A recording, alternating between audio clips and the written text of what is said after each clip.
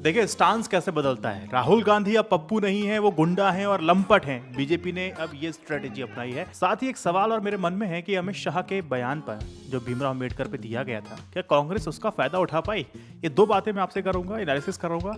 Channel subscribe कर लीजिए। देखिए भारतीय जनता पार्टी के नेताओं ने अब राहुल गांधी को पप्पू कहना बंद कर दिया। ऐसा लगता है कि उस नैरेटिव की जो मियाद है वो पूरी हो गई, खत्म हो गई है। राहुल की भारत जोड़ो यात्रा और उसके बाद लोकसभा चुनाव में कांग्रेस के जबरदस्त प्रदर्शन के बाद भाजपा नेताओं ने उन पर हमले करने का जो तरीका है वो बदल दिया है। हमला बंद नहीं किया, ना ही कम किया। अब कभी कभी आपने सुना होगा बालक बुद्धि कह देते हैं कई बार, लेकिन पप्पू वाला जो नैरेटिव है वो छोड़ दिया गया है। लेकिन जब से वे लोकसभा में नेता प्रतिपक्ष यानी कि एलओपी हुए हैं, भाजपा को कुछ नया चाहिए था निशाना बनाने के लिए। भाजपा को पता है कि नेता प्रतिपक्ष की भूमिका में अगर राहुल को स्थापित और स्थिर होने दिया जाता है तो वो सचमुच में भारत का विकल्प बन जाएंगे, भाजपा का विकल्प बन जाएंगे और उनके नेतृत्व को लेकर के गंभीरता से लेने लगेंगे।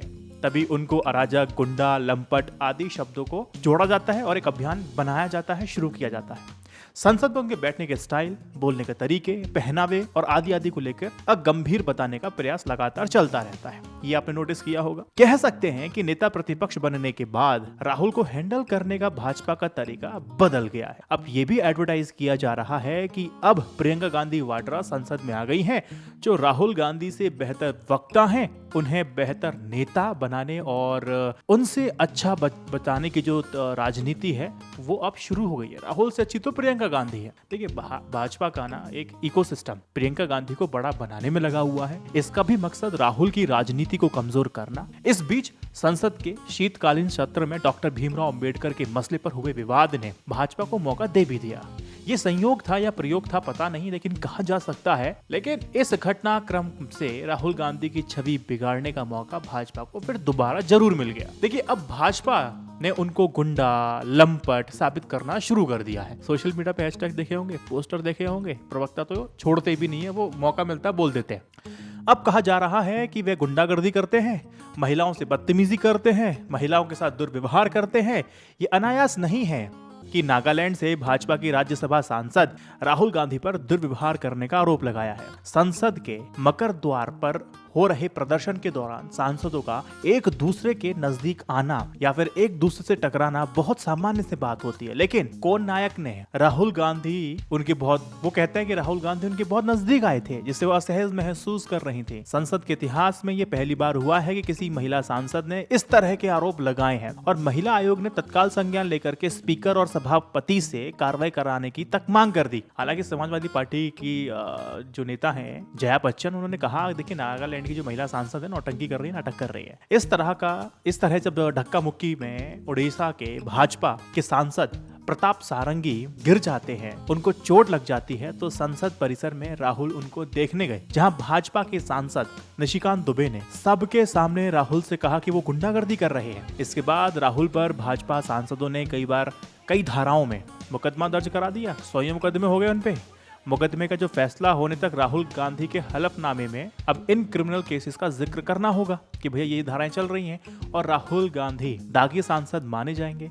ये लोकसभा में नेता प्रतिपक्ष बनने का पहला इनाम कह सकते हैं जो उनको मिल गया है। आगे भी भाजपा की तरफ से ना इसी तरह के टकराव बने रहेंगे राहुल गांधी को डिफेम करने के लिए। तो ये तो गुंडा लंपट वाली बात हो गई। लेकिन भीमराव अंबेडकर पर जो अमित शाह का जो बयान आया था वो भी अब कांग्रेस का ही स्टाइल बीजेपी की स्टाइल से मैच कर रहा है। जिस तरह से तुमने किया अब हम इसका फायदा उठाएंगे।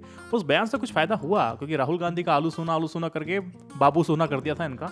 अब अंबेडकर को लेकर अमित शाह को घेरा इन्होंने। देखिए अमित शाह ने क्या बोला, अंबेडकर इतना नाम आप जपते हैं, अगर भगवान का नाम जप लिया होता तो 7 जन्मों तक आपको स्वर्ग मिल जाता। अब केंद्रीय गृह मंत्री शाह के इस भाषण का एक छोटा सा क्लिप सोशल मीडिया पे वायरल हो रहा है। ट्विटर इसको डिलीट भी करा रहा है और इस संदर्भ में नहीं है। अगर पूरा आप सुनेंगे तो वही बात निकलेगी जो राहुल गांधी का आलू सोना वाली बात थी, है ना। अब बीजेपी की काट जो है वो बीजेपी की तरह से कांग्रेस करना सीख गई है, तो लगातार चर्चा में बना हुआ है।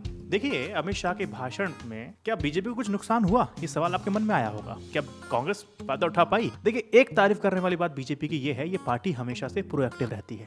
जैसी विपक्षी आदमी कोई ऐसा मुद्दा लेकर के आता है, तुरंत ही पूरी बीजेपी सक्रिय दिखाई देती है और उसको कटाक्ष करने में लग जाती है। प्रधानमंत्री स्वयं अमित शाह के मामले में ट्वीट करते हैं और ये कहते हैं कि यार ये तो कांग्रेस है, इसका गलत इस्तेमाल कर रही है, ऐसा तो कुछ कहा भी नहीं है।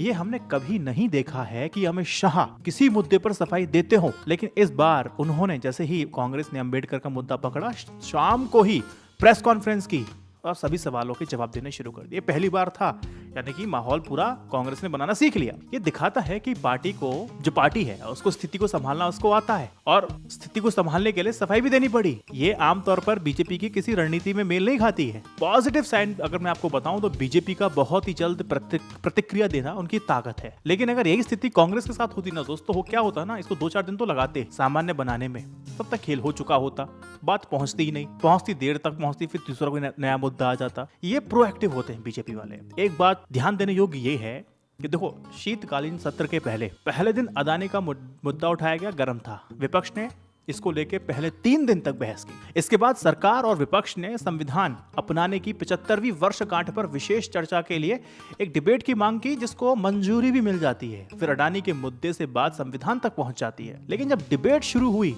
तो ये मुद्दा BR अम्बेडकर तक चला गया और जैसे ही विपक्ष ने इसे उठाया, मुद्दे की दिशा बदल गई। बात अडानी पे हो रही थी, बात अम्बेडकर पे हो रही है, बात खत्म। अब यहाँ पर अगला सवाल ये उपज जाता है कि कांग्रेस किसी भी मुद्दे को बनाए रखने में कामयाब क्यों नहीं हो पा रही है। ये भी एक सवाल अपने आप में बन जाता है। देखिए, मुद्दा इसने बनाया तो इसको फायदा हुआ कांग्रेस को। जब लोकसभा चुनाव हुए थे तो बीजेपी ने 400 पार का जब नारा दिया तो विपक्ष ने संदेश देने में सफल हो गई कि बीजेपी संविधान बदलने वाली है, इसलिए 400 सीटें इसको चाहिए, आपका आरक्षण खत्म कर देगी। इस तरह की बातें हुई, मुद्दा पकड़ा और फायदा हुआ और सत्तारूढ़ पार्टी को कुछ हद तक कमजोरी भी किया, इसमें कोई दोहराए नहीं है, जो विपक्ष के लिए एक बहुत बड़ी सफलता थी। लेकिन उसके बाद विपक्ष ने यह किया कि उस सेट नैरेटिव को भी हाथ से निकाल दिया। बीजेपी और कांग्रेस दोनों ने प्रेस कॉन्फ्रेंस की, लेकिन जब आपने राहुल गांधी की प्रेस कॉन्फ्रेंस को अगर सुना होगा तो आपने क्या देखा? नीली टी शर्ट यानी भीमराव अम्बेडकर, जय भीम लिखा हुआ था। उसमें उन्होंने अम्बेडकर के बारे में बातें बहुत सामान्य बताई, कुछ खास या फिर विशेष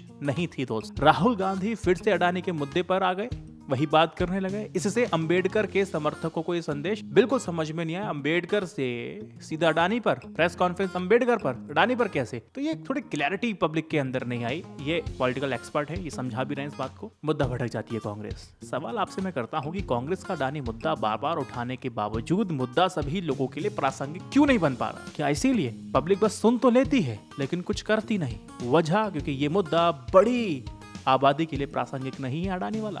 तो कांग्रेस को तरीका बदलना पड़ेगा अडानी वाले मुद्दे को लेकर, ताकि एक देश के एक बहुत बड़े तबके को समझाया जा सके ये मुद्दा वास्तव में बहुत प्रासंगिक है। क्या लगता है आपको? कांग्रेस कई बार डीरेल क्यों हो जाती है? कुछ तो गड़बड़ है। आपको क्या लगता है? कमेंट सेक्शन में मुझे बताइए। इस वीडियो को 3 व्हाट्सएप ग्रुप में शेयर कीजिए। जय Hind, Vande Mataram, stay updated, stay educated, सत्यमेव जयते। नमस्कार।